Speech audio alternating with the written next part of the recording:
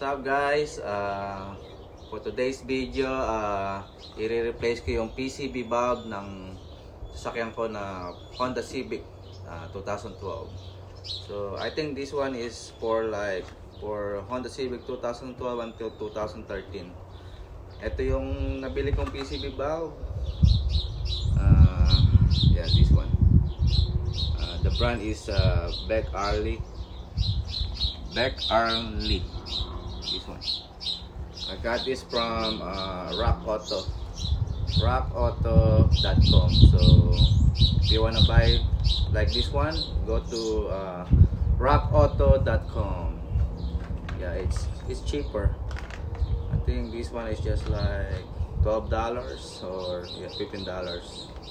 So yeah, and should be a easy install for the car. Yeah, so PCB bulb. Kasi ipakita ko sa inyo kung bakit kailangan ko nang palit ng itong PCB bulb. Okay?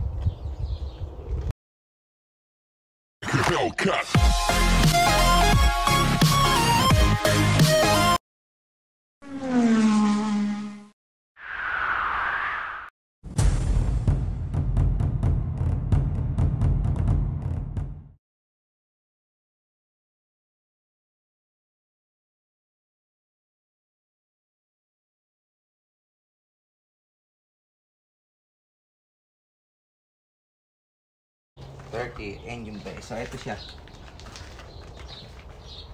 This one. You see, may leak na. Nagli-leak na yung oil from the PCB bulb. So that's the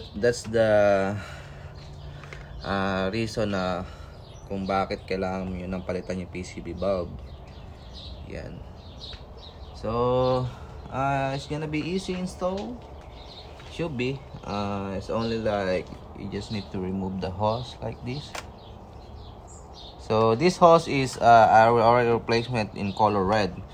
Kung yung stock na hose lang, color black siya na mayroong pang clamp. So I think later I'm gonna use a clamp for this one. I have a clamp. So this one is the PCB bulb. PCB bulb is I think this is a 17mm socket. So okay.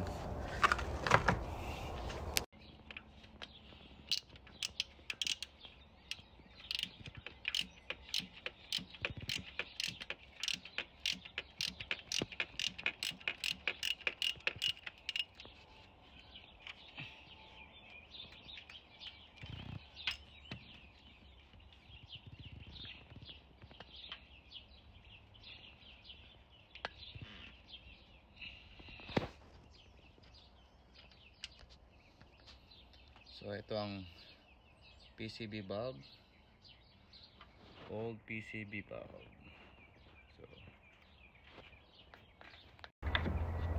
So ito yung old na PCB bulb. Ito yung bago. Yan. Okay. So parehas naman siya. So, kakabit ko na yung bago.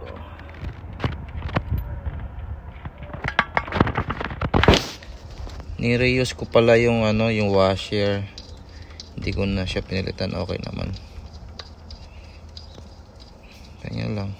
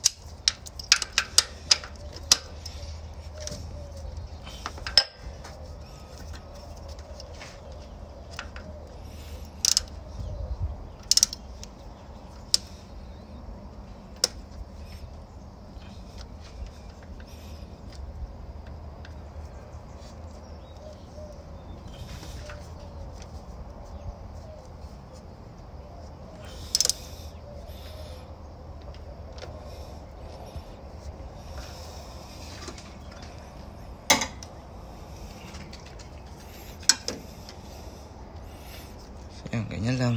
Susok-sok lang yung hose na yan. Then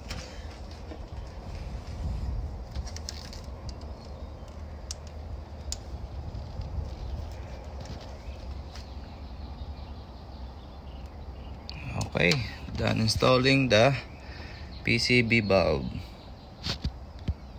All right.